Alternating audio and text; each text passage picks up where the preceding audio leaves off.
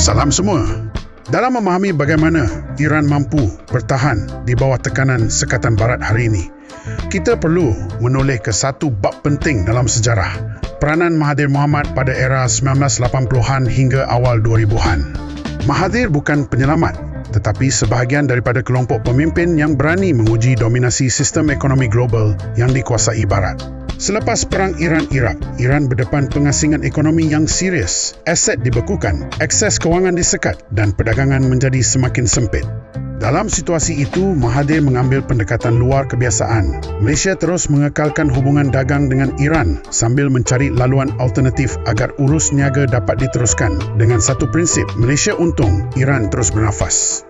Antara strategi utama ialah perdagangan tanpa bergantung kepada dolar Amerika. Ketika sistem global semakin berpusat kepada USD, Malaysia menggunakan pendekatan seperti barter. Minyak Iran ditukar dengan komoditi seperti minyak sawit. Langkah ini bukan sekadar praktikal, tetapi strategik. Ia membolehkan perdagangan berlaku tanpa melalui sistem kewangan antarabangsa yang terdedah kepada sekatan. Pendekatan ini memberi Iran ruang untuk bertahan, walaupun banyak pintu ekonomi ditutup. Dalam masa sama, Malaysia membina reputasi sebagai rakan dagang yang tidak mudah tunduk kepada tekanan geopolitik. Satu reputasi yang turut menarik perhatian Vladimir Putin.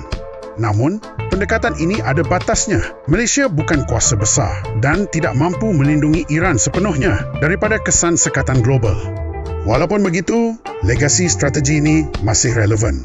Model perdagangan alternatif dan sistem bayangan yang digunakan Iran hari ini mempunyai asas yang sama. Ia membuktikan satu hakikat. Apabila sistem global menutup pintu, negara akan mencari jalan sendiri. Inilah warisan sebenar Mahathir. Bukan sekadar bantuan, tetapi keberanian untuk mencipta pilihan. Sekian dulu. Jangan lupa like, share dan subscribe politico.my.